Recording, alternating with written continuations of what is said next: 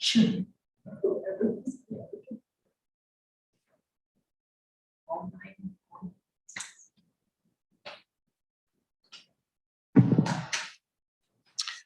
afternoon. I'd like to call the meeting of the Contract Review Subcommittee for the Board of Public Utilities to order. If we may have a roll call, please. Yes, Board Member Walsh, Here. Board Member Badenfort, Here.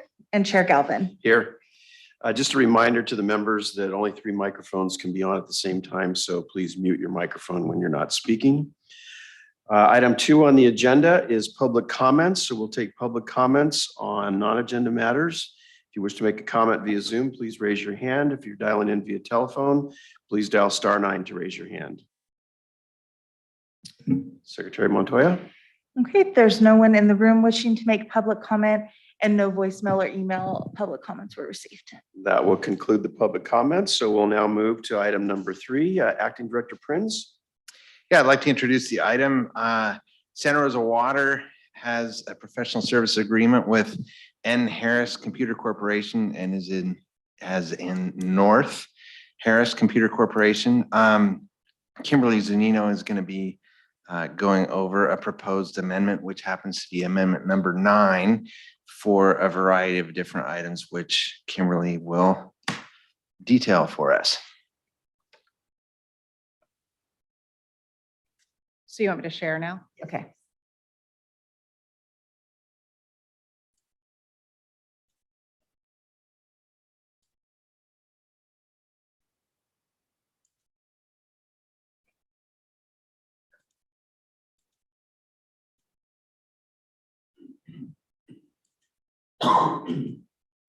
So it's not coming up on mine now.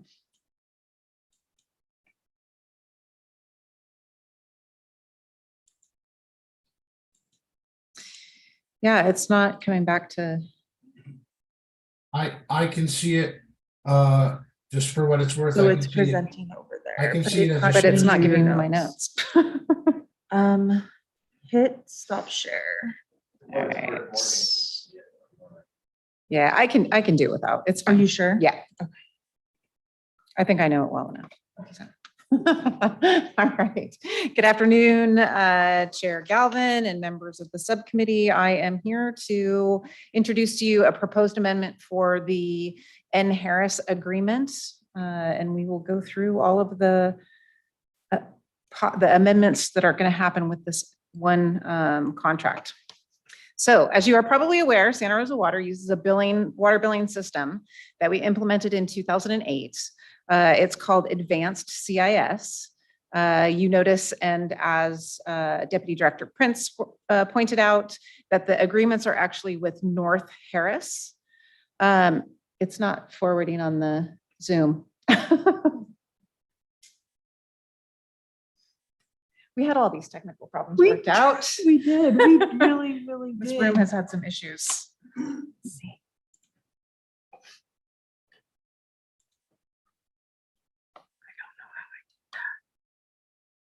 I think if you Do you want to stop sharing and from your computer and then I'll. I can see the next page now for what it's worth. This is Morgan. Oh, it went. okay, so I think what you I have to click on do that is screen. click on that. Screen. Okay. Yep. Okay. Perfect. All righty. How do I get over to that screen though? You'll pull it all the way to your right. Okay. All right, let's try this. All right, so as I was saying, the North Harris or the Advanced CIS system, we purchased it in 2008. We implemented it in 2009, and that is called Advanced CIS. And then the parent company is N. Harris or North Harris Computer Corporation. We entered originally into that agreement in 2008. And then the agreement that we entered into in 2008 does not have an expiration to it. However, it did have defined support and maintenance through year 10. With all of the amendments that you can see here, there's one amendment number 5. With that amendment, we actually increased support and maintenance years out to year number 20 with a 4% annual inflator on it. And so we will be able to pay support and maintenance through 2028. After that point, although the agreement does not expire, they will have to, or Santa Rosa Water will have to renegotiate that yearly annual inflator. As you can see by this slide, there have been many amendments throughout the years to add functionality, to provide technical assistance, for upgrading the system to a new version of the software. We also added a module that tracks our water use efficiency program, where it was previously done through Hansen, our old asset management system, and then manually as well. It couldn't all be tracked in Hansen, but it was done in both areas. And so we've moved it over to the CIS system. And then we are also looking at now a new amendment. Let me see if I can get this slide to change. Kimberly, are those years correct? It looked like, if you can go back one slide, it looked like Amendment 6 was before amendment. Or amendment. You're right. It does have the, yeah, you're right. That should have been 2021. It's just an error on the slide. It's a typo. On number 6? Yeah, number Okay, 6. thank you. Yep. I know, nice.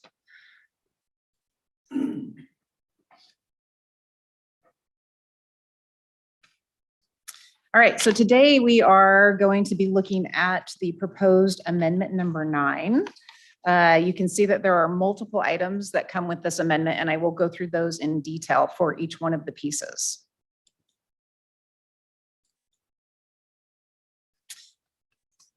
All right, so the first, I'm going to stop using the computer and just use my paper because I have 2 different screens going here. So for the first statement of work, in the agreement that is being provided to, or the proposed amendment, I should say, we are proposing to start a process to move and transfer overdue charges that were incurred during COVID.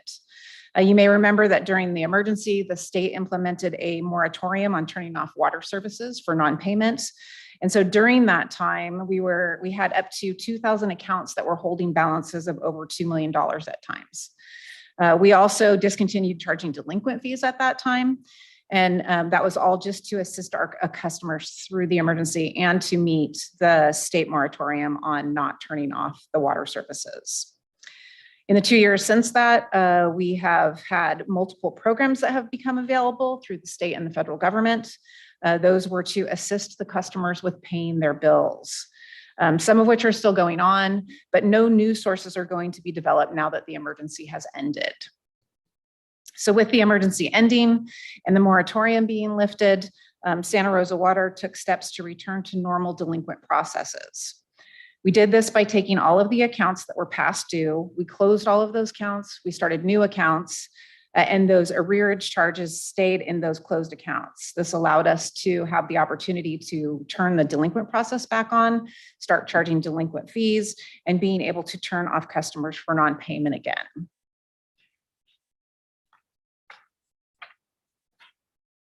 So at that time, the customers were notified that the process was happening. We also let them know that they would continue to be responsible for those charges.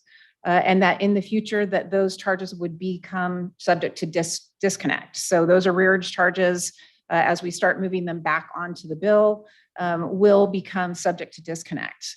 However, we still are trying to lessen the impact to our customers. And so what we are going to do is we are going to move those arrearage charges over 1/12 at a time. So for 12 billing cycles, 1/12 of that old bill will be moved over into the active charges and will be subject to disconnect if they're not paid. The cost of this amendment, or this part of the amendment, is $25,000. How many accounts are we talking about? Do you know? Right now, I think there's about 1,400 left, 1,500 left. It was up to 1,700 when we started this process. Many of them have worked on or worked with those programs that have been provided by the state and the federal government. And so they've been able to pay off some of those arrearages. Some of those accounts have closed. So we'll be following up to try to get those customers to pay. But the ones that are actually going to be moved over, I think are around 1,500 now. And I think it's just about $1 million.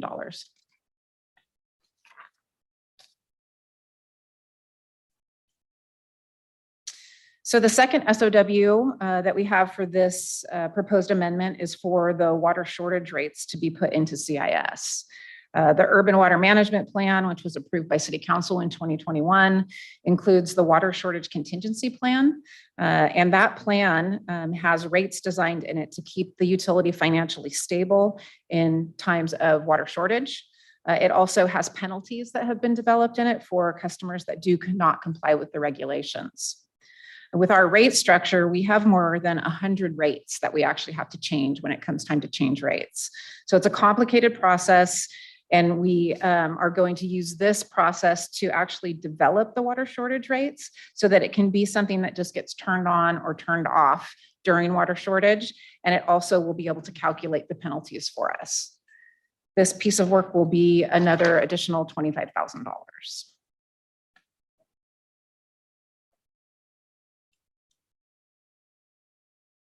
The next statement of work is for new licenses.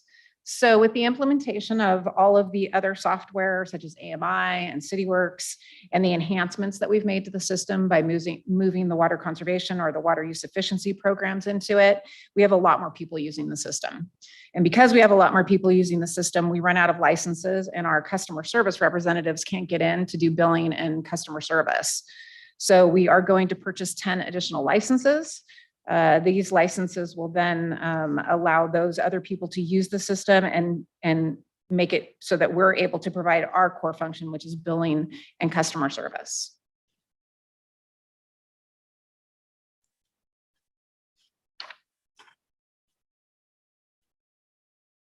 So due to the fact that we are adding 10 licenses, we do need to increase support and maintenance. That's required with the additional licenses.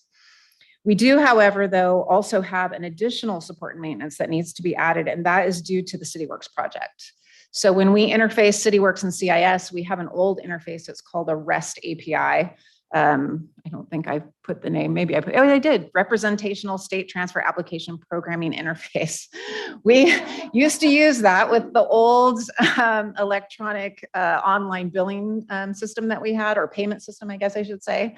So when we moved to the new payment system, we turned that off and we stopped paying support and maintenance on it. So we have to turn that back on and we have to start paying support and maintenance again for it so that we can use the CityWorks and the CIS interface that we'll be using.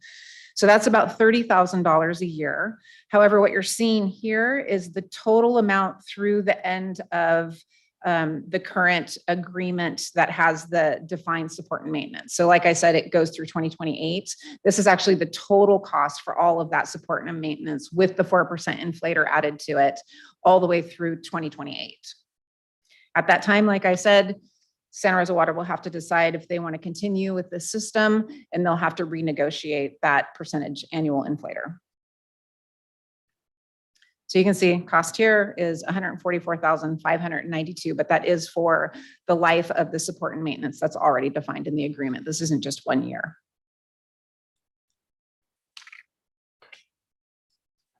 And then finally, since we have so many projects in the works, we don't have the ability to really define all of the statements of work that we might need for those projects, but we will need some technical support from the advanced CIS folks.